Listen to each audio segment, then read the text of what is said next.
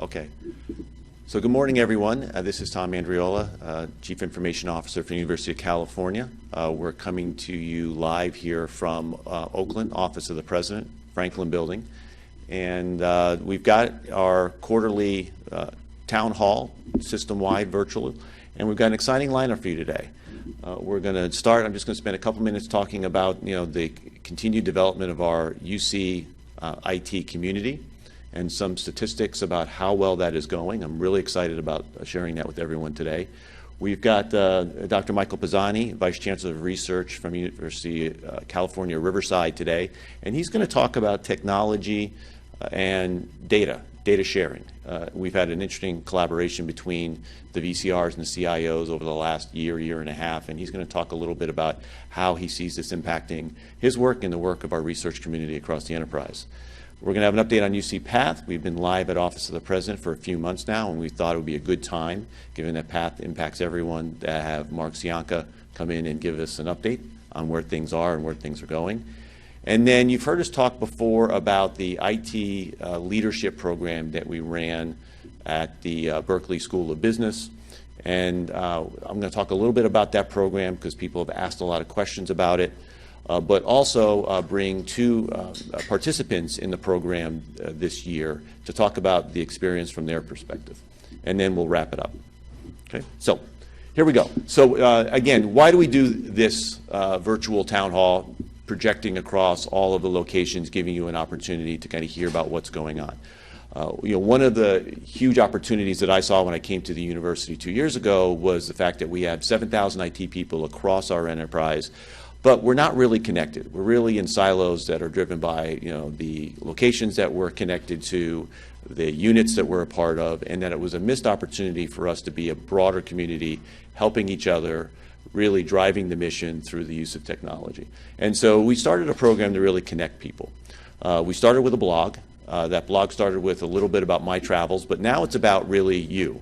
It's about stories of individuals, profiling them. It's about good things going on through technology across the system. We've hit the 10% mark, where roughly 10% of our population is now following the blog. It's now become a great communication mechanism for us. We use people following me on Twitter as a way also to kind of share messages. The town hall participants grows each and every time we do it, and given that our blog subscribers has grown almost 40–50% in the last few months, we think that we're going to probably be much greater in terms of our participation today. We've been putting a lot of videos out on YouTube, again, not just quarterly updates from me, but stories from all of you. And we've been running weekly seminars, and again, we're always looking for ideas on whether they're campus-based, health system-based, things that be interesting for our community to hear about. We've talked about that, this is about building a platform for collaboration for our IT community, building collaboration into the DNA of our culture. And we have many different programs that we're driving that are connected, and we're trying now to even more formally connect them for how they all work together. We've talked a little bit about the blog and the communication strategy. We have our annual conference, which I'll mention a little bit later in the conversation. But you may have heard of something called UC Next. It was talked about at UCCSC last year. It's an ideation platform, a place for you to take your ideas, to be able to connect to people around the system who are also interested in those ideas, and to be able to turn them into real projects and ultimately services that benefit our community. You've heard about, and you wanted to hear more about, our innovation program. So how we're trying to teach the IT community not just to think like managers of technology, but think about the innovators of creating value. And in some cases, and we have some real examples right now, where we're taking those innovations and actually extending them beyond the boundaries of our university and actually selling those services to other universities around the country, and in some cases IT those services out and turning them into IT companies. So this is all about driving change, building a community, increasing the value of IT to the mission, and we're all a part of that, and there's lots of exciting things going on. So we've got about, 5–6 months between now and UCCSC. And I'm a big believer in that when you have an event, you set some goals and you try to drive progress, whatever progress means. So we've got 700. I'd like to see us 1,000 blog followers by the time we get there. Certainly, we're going to have a lot of communication and cool stuff going on at UCCSC. The Santa Cruz campus is doing quite a bit of planning right now, doing some very, very innovative things and creating some new tracks for some new topics. We're going to launch a staff profiles capability across the system so that actually, when we talk about the ideation platform, being able to connect to people who have skills that you need to be able to bring your idea to life, we need to be able to find each other. And so we're going to launch the concept of a profile. And I'd like to see 500 profiles of people across our system. And we're even talking about some type of little incentive program to encourage people to build their profiles. We talk about work streams in the innovation pipeline. We've got about 25. I'd like to see 100 things in there. Again, those are everything from ideas to spin out opportunities. But a lot of this is not creating new things, but actually finding things that people are already doing and formally registering them into the process. I hear a lot that we can't extend things or move things to the next level because we can't find funding. I disagree with that. I think we've already proven that we can find funding for really good ideas and people with the motivation to work hard and make things happen. We'd like to create 5 new funding arrangements before the end of the year. And then 2 of our services spun outside. We've got one right now that we're going through that actually I'm sitting down on a weekly basis and going through proposals of actually offering that service to other universities. And I think we'd like to have 2 commercially offered services coming out of the UC by the time we get to the summer. So these are the goals that we're setting up. And again, we'll be reaching out mostly through the blog now to be able to kind of connect people and encourage people to participate in making these happen. Just a plug for our friends at Santa Cruz who are doing a great job. I've been talking to them very, very frequently about the UCCSC event this summer. Again, doing some different things. Healthcare will now be a track which it's never been before. David Hausler is going to be the keynote speaker. For those of you who don't know, he runs the Cancer Genomics Institute. He has 2 petabytes of data downloaded from his institute every month by researchers around the world. So, I mean, this is one of the real bright spots within the system, and he's going to be the keynote speaker for the day. And we are running a first-time attendee incentive program, paying for people who've never gone to UCCSC before, giving them an opportunity to go, again, connecting more and more people into our community. Okay, so without further ado, because I know people want to get me off the stage as quickly as possible, I'd like to turn it over to Dr. Michael Pisani, who's from Riverside. Michael and I have the opportunity to work together on a couple of different fronts, the Scenic Board and also the collaboration between the research community and the IT community, and really happy and privileged to have him here with us today. So, Michael. Thanks.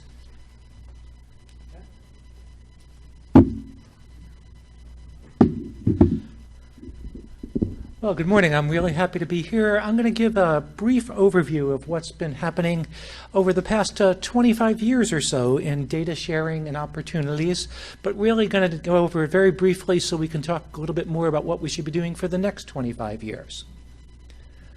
So let's actually get started. Faculty want to collaborate with one another and want to share data, and they use various forms of technology to do that. In the old days, there were these things called papers, and they were actually made of paper, and they were printed in journals and libraries. And when you published a journal paper, they actually gave you 100 reprints that you could mail around the country to other people. And there was actually a technology for sending these out called a postcard, where someone would request it.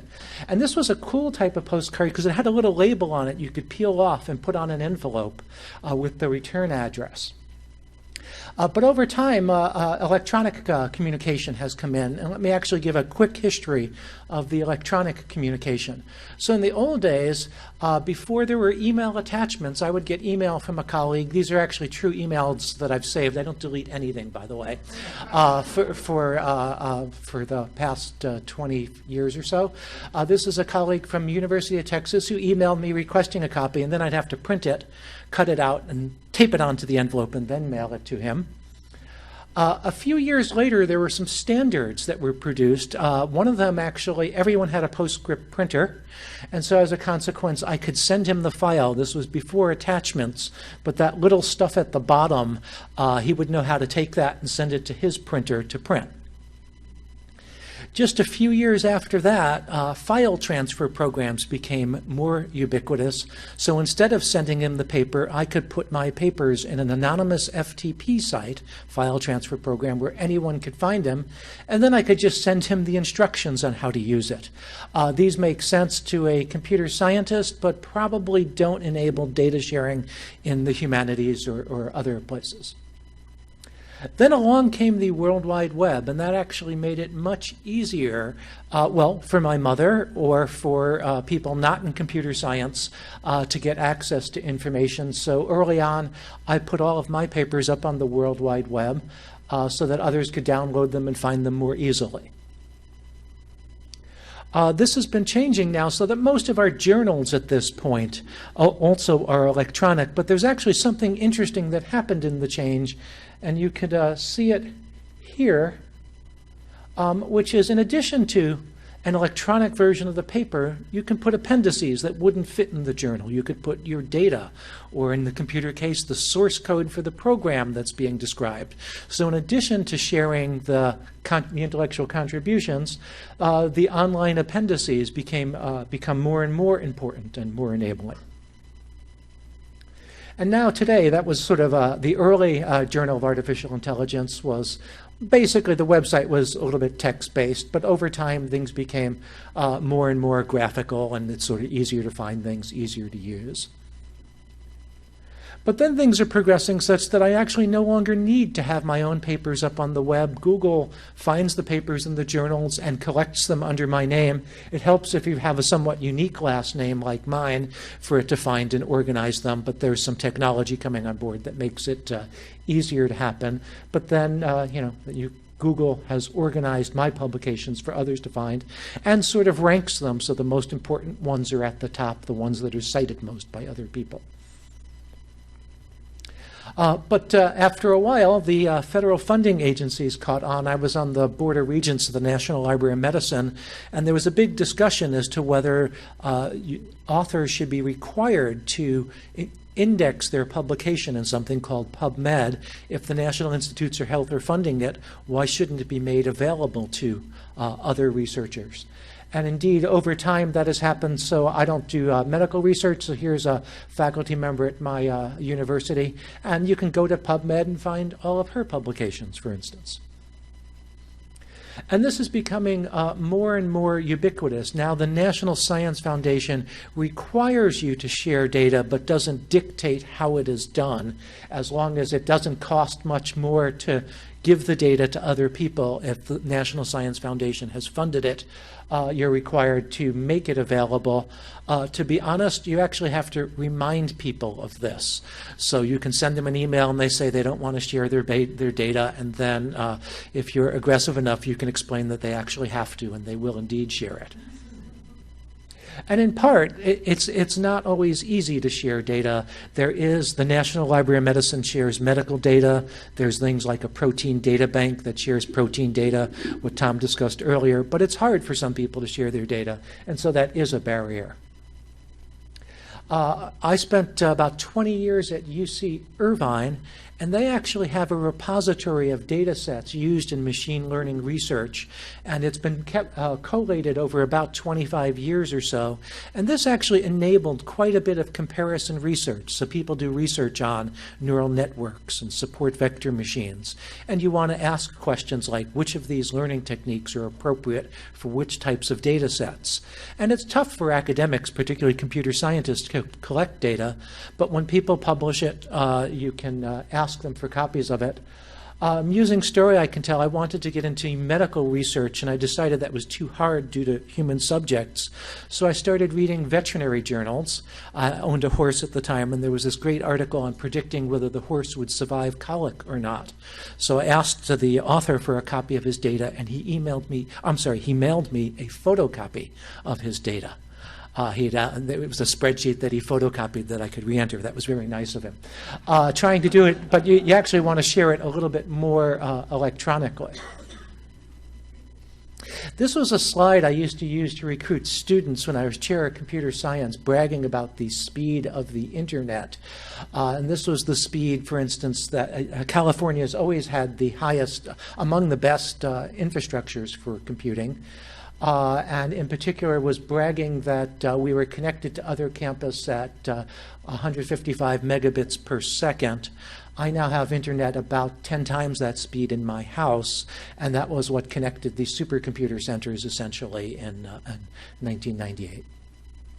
So here's where we are today. Tom and I mentioned that we're both on the board of Scenic, and essentially California is actually lucky. It had the foresight a number of years back to develop very high-speed internet connecting the research campuses, the UCs, but also Stanford and even USC, Caltech, and we're now at 100 gigabits a second to most UC campuses, and coming soon 400 gigabits. And then that's great, because that's sort of what comes to your door. But one of the problems you have is just because there's a major highway coming to your door, the circulation within the university isn't that great. In fact, at Riverside, and Riverside's not unique, we used to have faculty with a gene sequencer, and then they would take the genetic sequences, put them on a disk, walk across the street, and load them onto the supercomputer. The National Science Foundation created a program to allow high-speed internet within the campuses, essentially funding that because they saw that was a problem. Riverside received such a grant, and now that's no longer necessary. For about $500,000 plus money the campuses put in, it's much easier to get to transmit data across the campuses, although we'll discuss some problems as well. But to give you an example of something that enables, we have a project in video bioinformatics, so taking videos of cells in dishes. For instance, one of the projects can determine whether stem cells are viable or not. And this is using, well, obviously the video is a lot of data. It uses advanced informatics to analyze the data. And then it solves an important medical problem, realistically one that technicians can't solve by looking at it. But over time, by applying some of these machine learning and big data techniques, we've been able to figure out how to sort some stem cells, if you like, into the viable and the non-viable ones. But it's not just Riverside. This is a slide from Larry Smarr. In fact, Berkeley, Davis, Irvine, and Santa Cruz each have these NSF grants to do the high-speed networking within the campuses. But there's many, many more resources at UC, and a big question to ask is how we can really get the full benefit of all of these resources. So Lawrence Berkeley Labs has Edison, one of Department of Energy supercomputer. U.S. San Diego Supercomputer Center at UCSD just installed Comet, one of the best academic supercomputers. And the real question is how can all the UC campuses take advantage of this? How can the whole be greater than the sum of the parts? But just to give you other things that are happening, the UC Digital Libraries has a program called DASH. So we talked about data sharing. This is actually a program, a facility that allows researchers on any of the UC campuses to upload their data and share it with others. As another example, UC Rex coordinates the medical centers and integrates 14.2 million patient records. Tom has just told me that there's an advance since then as well, since this one. But there's a lot of data at all of our medical centers, and how can you extract the most value from that data to help the patients more? And UC is actually, obviously has a number of strong campuses. To give two examples, Tom mentioned the David Hausler at Santa Cruz. He's got a center for big data and translational genomics. UC Berkeley, together with UC San Diego and, yes, even University of Washington, has the West Coast Big Data Regional Innovation Hub, which is trying to coordinate a lot of data collation across the western U.S. So let me discuss some issues that we face, and then I'll wrap up. One of the issues is how you extend the coverage outside our campuses. So we have a number of natural reserves. There's a lot of ecological data being collected there, but they don't have quite the same access. Our agriculture experiment stations also, they're in rural locations, and there's a whole lot of work on precision agriculture. We talk a lot about precision medicine, which is one of the initiatives the UC Health System is involved with. Well, how can you grow plants more efficiently, your food crops? Use less water, use less fertilizer, use less pesticides, increase the yield, and all of that data is there. It just hasn't been collected and analyzed yet, and that's something that could be done. And then another question is, how do you maximize your investments in cyber infrastructure? So fast and expensive hardware doesn't always mean fast services. And so how you can really maximize that. And then how you can discover what's available. As Vice Chancellor of Research at my university, I acknowledge that I probably only know half of what's going on at my university and maybe 5 to 10% at other universities. Well, how can we really coordinate and catalog all the available resources? Let me actually give you an example of a project that is funded at Riverside. NSF has a program called NEON, the National Ecological Observatory Network. And one of the things it's doing is it's measuring how plant roots grow. And it has microscopic cameras that are buried underground and take photographs. It actually goes up and down this thing, taking photographs of the plant roots as they grow every day. There's 800 of these around the country. And then the question is, how do you collect and analyze all that data? The answer right now is you drive out there every once in a while and collect the SD cards. That's not a great answer. You'd like that to be uploaded automatically. We actually have got our high-speed internet out to this one. This is in Deep Canyon outside of Palm Springs. Although it's a natural area, it's right next to an urban area and possible to do. But we've got other reserves that are further out, and it's basically the telephone is what you have there. No Netflix even. You might have figured out that I'm a little bit of a geek. This is actually one of my closets at home. It's the technology hub. It's got servers, but I also stream video and music throughout the house. And I did mention I have gigabit networking, but if you use the naive backup programs, it uses about 0.1% to 0.5% of the networking to back up data from my computer to my disk. And in part, it's because my wife's using Netflix or streaming music with Sonos or things like that. But in part, it's because it uses a one-size-fits-all protocol to send the backup data from the computer to the disk. And if it knew what size that data was, it can do it much more efficiently. So that's the idea behind the Pacific Research Platform. Again, Larry Smarr really is the driving force behind this.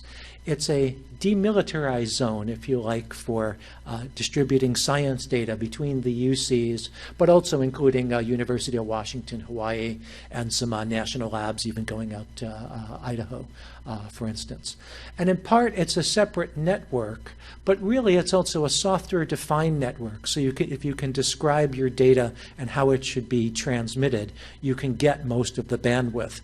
You're not bumping into the students who are using Netflix or sometimes doing their homework too. But in addition, it's more optimized for transmitting large data. The goal is so that you can, from Riverside, use San Diego's supercomputer just like it's in your office. But let me go back to the issues. Some of them I think we know how to do. Pacific Network Research Platform does address some of these. But what's open right now in my mind is getting the coverage outside of our campuses onto the natural reserves, but also figuring out what's available at each campus. People want to collaborate, and then reducing those barriers to collaboration. So let me stop there. I'm not sure if we take questions now or later. We can take questions from the room. Not set up to take questions from the virtual audience.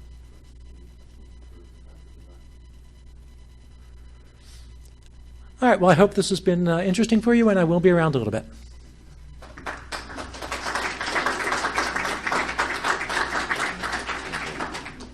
Thank you, Michael. You know, as I mentioned earlier, there's been a great collaboration. There's always been a collaboration between our VCRs and our CIOs, but we made a conscious effort about 18 months ago to strengthen and broaden that collaboration, and it's led to some very interesting conversations. And I think for the IT community, it's connected us a little closer to that part of our mission than maybe we had been focusing on. And from someone new to the higher ed environment, it's been fascinating to see not just what we do as IT professionals, but also the range of topics that our researchers touch in terms of everyday people here in California, around the nation, and around the world.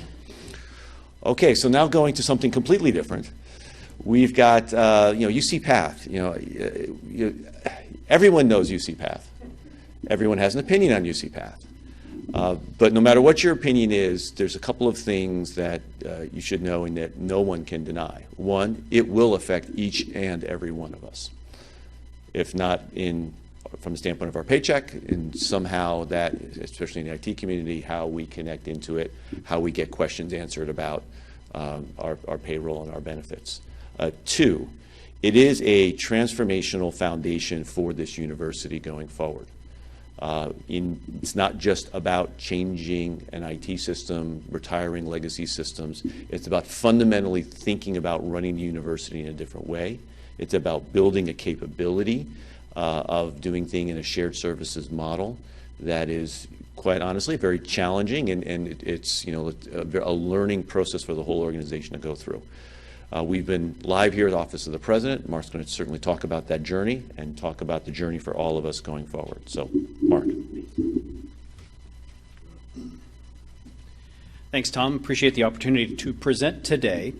Mike, looking at your slides, I just want to observe, going in your Wayback Machine, every one of those slides, you were getting paid from PPS, right? So in terms of legacy, we saw some legacy slides. We're still using a legacy payroll system. What I want to talk about today is really our journey from legacy to the future and looking forward for what UC Path is going to bring. I actually want to spend just a bit of time up front in the presentation to look at the first 3 months of production data from the Path Center, show you the kinds of transactional support questions that they're facing at the center as a good indicator of what your experience will be on the campuses looking forward as your campus goes live with Path. Tom said we are live at the Office of the President. We went live in November of 2015, 1,800 employees at OP. But the really important fact is about 70% of what we need to build to serve all of the campuses was released with the Office of the President. So we've accomplished quite a bit. I will then look forward into work we're doing to support our pilot campus deployment because there's additional functionality we're building in partnership with the 3 pilot campuses. And then I'll look forward to the remaining deployments because if nothing, this is a journey through time as well as a business transformation. And I want to share with you just some vision for how we're going to get from point A to point B. But let's start in November. November is when we released UC Path at the Office of the President, but not to end users. We began converting monthly and biweekly employee data at the beginning of the month. And by the middle of the month, we had opened Path for transactional or back office use at the Office of the President. So entering new hire data, doing basic behind-the-scene transactional work inside of UC Path. But in the cutover, we'd made a decision that we were going to run open enrollment as a manual process. And in support of that, we released paper forms, taking a step backward to go forward, right? But what you see at the Path Center is that overwhelmingly, the #1 category of support that they provided to end users during the month of November was around open enrollment, helping users understand basic benefit plans, to answer their questions in anticipation of them making any benefits election changes. Number 2, and this came really on the work associated with preparing payroll for the first time. You'll see a number of cases there, but you begin to see a pattern of the kind of work that's being performed at the center. And if you look at the inquiry pie on the right-hand side, you're going to see that change from slide to slide. Let's go from November to December. And in December, you see a much more broadly distributed set of activities across all of the major functional areas that's supported at the center. Still, #1 is benefits. But you'll also note that in December, we ran our first payrolls. Monthly payroll ran for the first time on December 1st. Biweekly payroll ran for the first time on December 2nd. And you see a number of questions there. Number two set of issues is around payroll. Well, really what staff were doing, and I fully expect this every time we do a release, they're hyper vigilant about checking their paychecks, right? How many of you today, or maybe not in the room, but certainly in the audience, go to AYSO today to check your pay stub every month? It's a huge number, high percentage. That's not changed with PATH. But there were expected very small differences between PPS payroll and PATH payroll. And so the center was answering those kinds of questions. I won't read every cell on these slides, but you begin to see that we will now be able to actually objectively look at the business cycle across the entire system by tracking metrics like this. If we go to January, what's the next step in an annual pay cycle? It's the release of your W-2s for taxes, right? Number one question in January was around having received multiple W-2 forms for preparing your tax returns. These were expected kinds of questions. And in fact, if you look at all three of these months, there's nothing in there that's really system related. They're really following the business cycle and a natural set of questions that each location would be answering today, whether it was PPS or UC PATH. So the good news in these three slides is that what we're looking at is normal course of business kinds of interactions between end users, between the back office support staff, and the staff at the UC PATH Center. So that's really good news. Jim Leedy and his team at the PATH Center will be preparing an update like this on a quarterly basis. So as we go through time, we'll begin to build a very rich data set that will help us understand, do we have the right people doing the right things at the right time in support of UC PATH? So now that the Office of the President is live, our attention for the last 90 to 120 days really has been focused on bringing our 3 pilot campuses into a deployment timeline. So starting last summer, we actually went back and finished documenting all of the requirements for PATH. We run a number of conference room pilots so that those campuses could see that what we'd released for OP in fact met their needs. I would say that there was not a high degree of trust that what OP was delivering was going to be good enough for campuses. But in fact, what you'll see in a subsequent slide is not only was it good enough, in some cases we eliminated customizations that the campuses thought they needed. So there's good news there. The other thing that we've been really focused on in the last 90 days, and it seems ephemeral, but it's building a framework for how multiple campuses are going to work collaboratively to hit a common deployment date a year and a half from now. Right? I liken this to 3 independent moonshots, each of which are expected to hit the same spot on the moon at the same time, with each campus thinking that they're NASA. Right? And so how do you learn to work together and to share decision making to make that happen? That's really where we've been focused. And right now we're on the tail end of getting the pilot deployment timeline approved, and we expect that by April 6th we'll be presenting it to the President and to the chancellors from Los Angeles, Merced, and Riverside. So that's the plan right now. Once that's in place, then it's really a long and a very focused march toward that deployment date. This visual shows you just some facts about customizations that we're building to build out the functionality that PATH will provide to the campuses. On the left-hand side, you see a column that shows originally we thought we were going to need about 76 customizations to flesh out what PATH would provide. We actually eliminated 30% of those.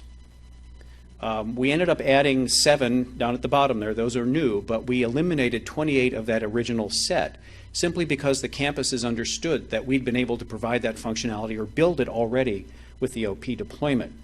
And then what you see on the right-hand side is simply a distribution of those customizations. The biggest thing by far that we're building to support the campus pilot deployment is support for academic pay. The complexities of managing both salary and research grants, the distributions of those funds, making sure that we are observing and honoring salary cap requirements that we have. It's very complicated. It's perhaps the most complicated component of payroll that we're going to have to support with PATH. You see distributions across other areas, most of which are around automation. right? Systems like this are really designed for single deployment or single location deployments. We're deploying it across 10 campuses, 5 medical centers, a law school, OP, et cetera, et cetera. So there are things that we need to do to really help automate a lot of the highly transactive processes that Path will support. Where we are currently is the last checkbox in the March column will go to the UC Path Steering Committee for a review and approval of the timeline. That will then go to the executive leadership team at the end of the month, to the chancellors and the president in early April, and then we're really racing forward. But what happens after that? We're currently working with 4 campuses who are in the next deployment, trying to use everything that we're learning from both the OP deployment and the pilots to accelerate their readiness to go live after the pilot deployment. We call it Deployment 1 because it's really the first one after we're done building all of the functionality that Path will require. And those campuses include Davis, Santa Cruz, Irvine, and who am I? Davis? A&R, thank you, but there's one more. Anyway, Santa Barbara, thank you. I should remember these things, but I have friends to help me out here. Those 4 campuses, we're actually going to embed a functional resource from the PMO here in Oakland on that campus so that they're physically located at that campus and can be not only a guidepost for those campuses to do the work necessary, but can help them interpret the mountains of information and data that we've generated on the project to date. My least favorite term on this entire project over 4 years is when someone tells me, oh, well, that's on SharePoint, right? Which means nothing to me. It means I'm never going to find it, right? So we're embedding people to help those teams understand what's been generated so they don't have to redo work, to accelerate their readiness, and to make sure that when we're ready to focus on them exclusively, we have no ramp-up time. That's really a cost containment strategy that we're following here. When we get to Deployment 1, we'll also be deploying a recruiting tool. It's called Talent Acquisition Management. It's a horrible acronym, but it's really a recruiting tool that virtually all of the campuses have signaled that they need. They're using oftentimes either legacy applications or homegrown applications, and we'll be deploying a centrally supported recruiting tool and performance management tool. The following bullet points here are really, I think, I've covered already. I want to skip ahead because I think that was all the slide I wanted to present today, but I do want to show just a couple of things that show how we get through the work. Anyone who is deeply involved with Path at this point knows we are very fond of using hill climbers to define the work, to track the work, and to understand as quickly as possible whether or not we're tracking to plan. This one's now 2 weeks out of date, but this is around us generating functional design documents for the customizations I mentioned earlier, tracking progress against the review and sign-off of those functional design documents. But we'll follow those artifacts all the way through from design to build to test to release to production in a way that anyone who wants to track the project can see online. This is will be used in every work stream, so every work stream will be measurable. Every campus will have contributions to those work streams that we'll be measuring. And the discipline that we're bringing to the project these days really is focused on getting this thing done and getting it done in a way so that when we talk about Path, it's an effort that's in the past and you're simply using it every day to support your payroll, HR, or benefits administration needs. So that's the brief presentation. Are there any questions at this point? Sure. So the question for folks on the camera, is there any deadline for the next phase of the project? What we need before we get to any post-pilot deployment is agreement on the deployment date for the pilots. And with that anchor, we'll then be looking at how much hypercare the pilot campuses need, and then how much build and deploy time we need for the subsequent deployments. So once I have agreement on the deployment date for pilots, I'll come back with other dates for post-pilot. Any other questions? All right, pleasure to give you the update. Thank you.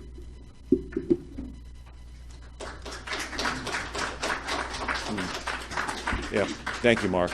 So again, in some of Mark's descriptions, you can understand why we use the words like transformational.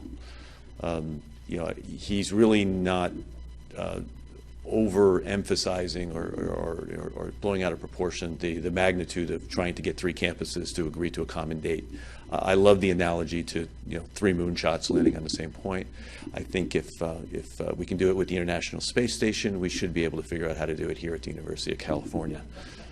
So, okay, so last topic for today is I wanted to talk a little bit, or many of the topics that we've been trying to address in quarterly updates and the town halls are topics that are coming in through the blog or through email from all of you in the audience. And people have asked about they heard about this thing called the IT Leadership Program. They want to know more about it, and we figured the best way was to describe it, but also to have you hear from people who were a part of it. Again, part of this talks to what a point Mark was making, which is, we're moving into new territory as an organization. I mean the University of California. We're doing things together more frequently. PATH is just one example. If you look at what Dr. Pisani talked about in the Pacific Research Platform, every campus is involved in terms of building this software-defined network that our research community will be taking advantage of. So we need the muscles, and retraining muscles for decades in which we've been working primarily in an autonomous manner. If we're going to work together, it doesn't just happen magically. It happens through building a DNA of people who understand how to work together, who understand how to be interdependent with other parties, where success requires that both of us agree on what's important, what needs to get done, the time frame it's going to get done, etc. And so one of the things that we talked about and we launched this year was an IT leadership program really focused on CIOs and one level down from CIOs. That's where we're starting, at least, because as technology becomes more and more a part of how we deliver on the mission, as more and more of our world becomes digitally enabled, we're being asked to come into more and more venues across the university to play a role in enabling the mission to happen. Dr. Pisani talked about research. If you talk about what our Educational Technology Leadership Group, our now Leadership Committee, does in terms of the teaching and learning space, we're being brought to the table more and more to say, how do we do this? How do we take advantage of technologies and where they are today to do things differently, faster, more accurately, at a lower cost level? And so we needed to build the muscles to do that, and the muscles around the collaborative nature of doing that. So we actually reached out to one of our capabilities. One of the things I find amazing here at the University of California is we have so much to take advantage of. We don't have to reinvent any wheel because we've invented every wheel. We've invented every square, every triangle, every polygon, because we have the best faculty in the world. So we reached out and we partnered with the Haas Business School at Berkeley, and we took one of their existing programs and we tailored it for what would help us to do a better job in helping support the mission. And you're not going to be able to read this, which is on purpose, so it forces you to go to the location online where we put these slides if you're really interested in understanding the curriculum. But it was a 6-day, 2-module program. It was targeted off a program that Berkeley runs in executive education for people who want to become chief information officers. We took that and we tailored it, and we said, basically, help us build the muscles that we need across our organizational leadership for 3 competencies. Become better leaders, understand what it means to collaborate and how to drive collaboration, and what does it mean to innovate? How do we build innovation into every problem we think about trying to solve, trying to make better? And how do we build organizations that are innovative in their very core? And one of the great things about running a program at a place like Berkeley is you get to have access to the faculty who teach their MBA students. So the people who were in this program, and we had a cohort of about 30 people that represented it across all the campuses and all the health systems, they got access to the people who teach strategy, the people who teach organizational dynamics for the MBA students. So you're getting the absolute best. And our people got a chance to spend time with those people, listening to them, listening to their content, interacting with them, doing their exercises that they do with their courses. So it was just a tremendous experience for everyone.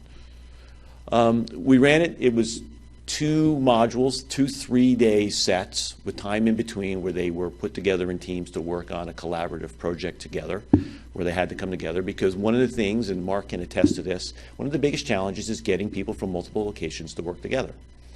It doesn't come naturally to us. We have to really work at it hard. It only becomes better if we build the muscles and the competencies to be able to do it better. And a huge part of that is trust. And having a cohort made up of people from across the system is a chance to get to know people. We only trust people that we know. And we trust people and we get to know people when we get a chance to work together with them. And so the program is really about building a group of people who got a chance to work closely together, to experience one another, so that when they go back, working across boundaries doesn't seem as scary or as tentative towards stepping into those relationships. Now, I can sit up here and talk about this all day, because I'm a big fan of this. I'm a big fan of professional development, for those of you who know me, but really the way to understand what this means to the organization is to hear from people who went through it. So I've asked 2 members of the first cohort to really spend 5 minutes each talking to you about this program, what their experience was, and what it's meant to them, not just in terms of what they are doing today in their role, but also in terms of their career pathing, in terms of how they think it will help them in the future, in whatever they decide to go do after the role they're in today. So, Patricia Donnelly, who's from the Berkeley campus, and Pierre Bricky, who's from San Francisco. I'm going to invite them up one at a time to spend a few minutes. Patricia, we'll start with you talking about this program.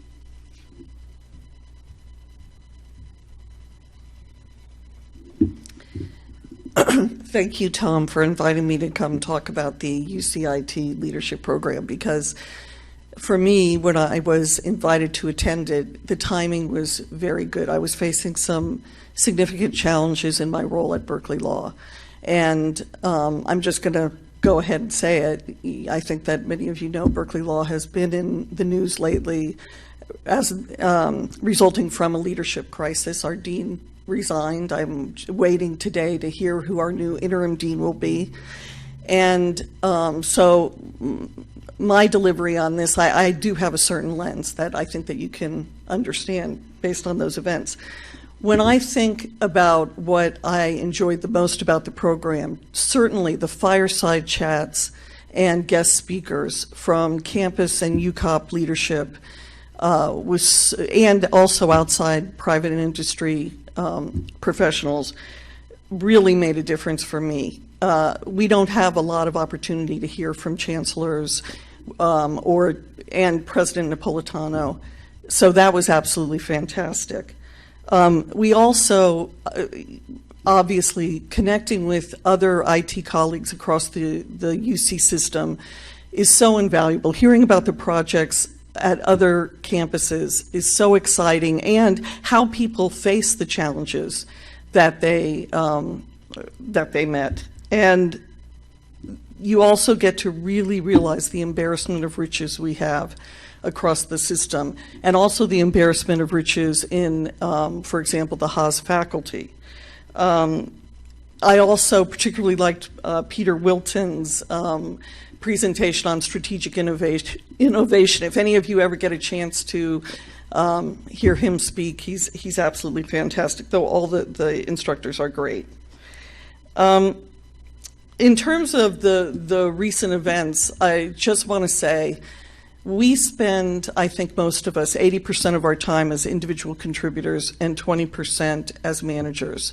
We don't have a lot of time to sit and reflect on what leadership means and what kind of leader do I want to be. It's not until you're in a program like that and there are facilitated discussions and you're having one-off conversations with people at lunch talking about the challenges that they're facing, that you start to think about this. And it's very important to think about it, because when a crisis happens, it's too late then to decide what kind of a leader you're going to be. You don't want to make a knee-jerk take a knee-jerk approach to that. You really want to have thought about that very carefully. And I think that what we could do more of is to think about what is managing up. Is managing up being a good soldier, or is managing up, speaking out, being brave and speaking out and having the courage when you feel that your leadership is making a decision that you don't agree with, or that you know that your constituents would have a problem with, or want greater transparency or honesty about. So it's an opportunity to really think about being accountable as a leader and taking risks, and what kind of risks do you want to take, and being responsible. And so for me, it's all about right action as a leader. And that program, the readings in it, the discussions, the conversations with colleagues, it all helped me be better prepared. And now what am I going to do with it? Tom brought that up. What are the takeaways? I have every intention of playing a leadership role now at Berkeley Law in the healing process that we need to have. And I'm excited about it. I could not be prouder to be a member of the Berkeley Law community. The faculty, staff, and students have come together in just a marvelous way. And my colleagues on campus have been very supportive, and we're looking at a new dawn. But it's a program like this that really helps you face these challenges and land on your feet. And that's all.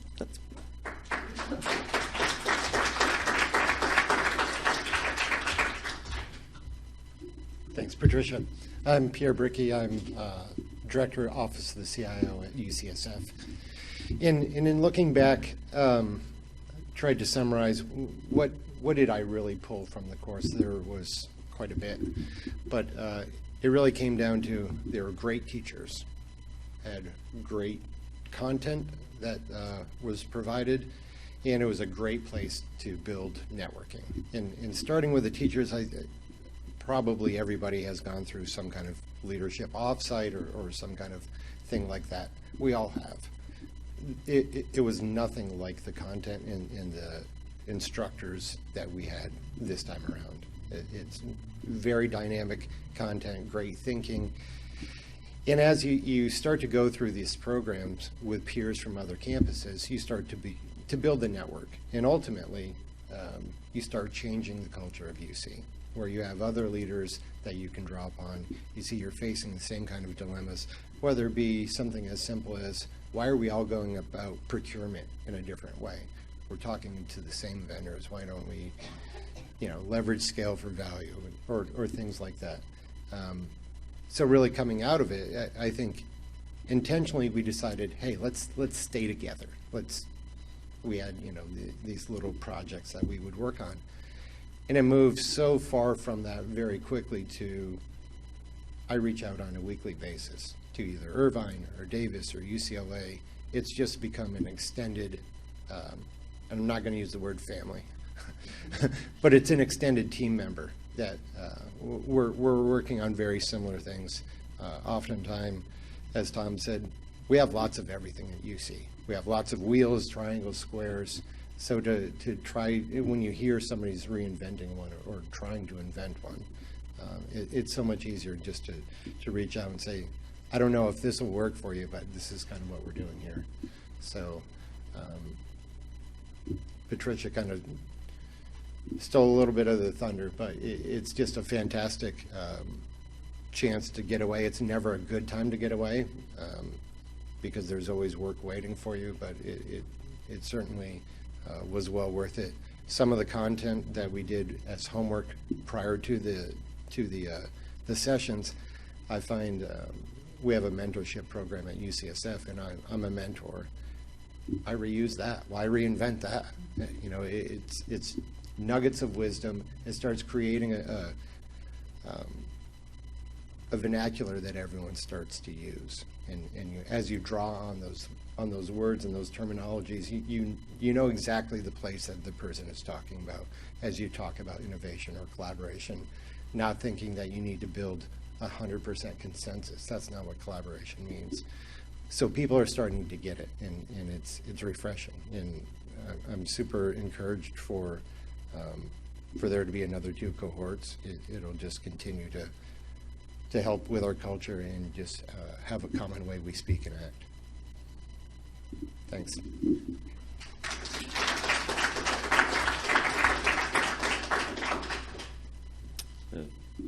Patricia and Pierre, thank you. You know, I think, again, I think the best way to describe what the program's really about is from people who go through it. You know, the cohort knows this. I talked about, now I had a chance to go through a similar program, not with this organization, but with the previous organization, and what I felt it's meant for me, both, you know, just in terms of the tools it's given me, but also the experience that I carry into every time I face a new situation. And, you know, Patricia's facing, you know, a grand challenge right now in what's going on at Berkeley School of Law. And we also talked a lot about in the program with the cohort opportunities, right? I mean, leadership is about dealing with crisis. It's also about taking advantage of opportunities. And certainly in our community today, with the way technology is transforming the way the world interacts with each other, we have lots of opportunities to seek conversations, use our leadership to seek conversations for how things will work tomorrow. And we work in industries, you talk about higher education, healthcare, there's a lot of questions about how are we going to continue and meet the needs of our society, getting enough students to four-year graduations, taking care of an aging population in our nation. So it's a perfect time program. You know, for those who know me, you know, I really do like this concept. How do you move an organization forward that seems to always have barriers? It's do experiments, try things. If they don't work, stop. If they do work, figure out how to scale them. So this, like everything else that is started as an experiment. Let's do it one time. Let's see what comes out of it. Let's talk about whether we should continue it. We took that conversation to the ITLC, and you can see in that last bullet, you know what the outcome was. They said, we think this was a great program. Our people come back and tell us that it was an amazing experience. Can we, you know, we should do it again, and can we do 2 a year? And so now what we're doing is working with the Berkeley School and trying to figure out how we can potentially run 2 cohorts a year to increase, again, the impact that it has on our organization.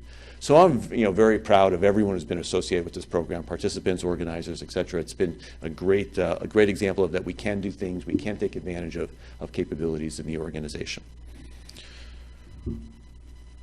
Okay, so let's, I'm going to wrap it up now. But I'm going to start with a short story, and it really does connect into you know, what our speakers have talked about today. As people who, you know, I've talked on in this forum, on the blog, you know, I get the privilege of really interacting with a lot of parts of the university, getting to see many, many different perspectives on the mission. And I had an experience that was actually quite touching, and it reminded me that I need to say something here and challenge everyone in our organization to take advantage of. So I was up at UCSF a few weeks ago, and I was up there for a meeting. We were talking about healthcare, big data, you know, some pilots that we're doing. And as I typically do, I get on the road early, and I get up to my venue so I don't have to sit in traffic. So I grab a coffee, and I had to do a couple of phone calls. So I was actually sitting in a waiting room at the Parnassus campus at UCSF. And I was doing my phone calls. People were coming in and out. And there happened to be a family, about 8 family members, covering 3 generations, sitting in the room. And I kind of stayed off to the corner, so, you know, I was, you know, kind of quietly trying to stay on my calls. But after I got off the call, the grandfather started to chat. You know, and, you know, again, sometimes we get so busy with our meetings, especially with being internally focused, we forget about the mission and how we really do change people's lives. And it turns out that that particular family, the maternal grandmother was having brain surgery that day. And so there were 3 generations, people from around the state in that family who had come up to UCSF. And they were just, you know, they were running in and out. They were getting little pieces of updates about what was going on. Was she in the operating room? How long was it going to be? When we were going to get the next update? You know, and it just made me, as I sat there and as I was, you know, looking at emails, listening to their conversation about how important it is, all the things that we do, and how easy it is as IT people to forget and get too disconnected from that. Certainly people who do, you know, academic computing and have to go in the classrooms and deal directly with faculty and students, they get to do it, but especially for us as managers, we sometimes really get disconnected from that. And so my challenge to you is this. It doesn't take a lot of time, but 2 hours per month, go out and get close to the mission. It doesn't have to be direct. It can just be, go take your lunch in a place where students are sitting. Right?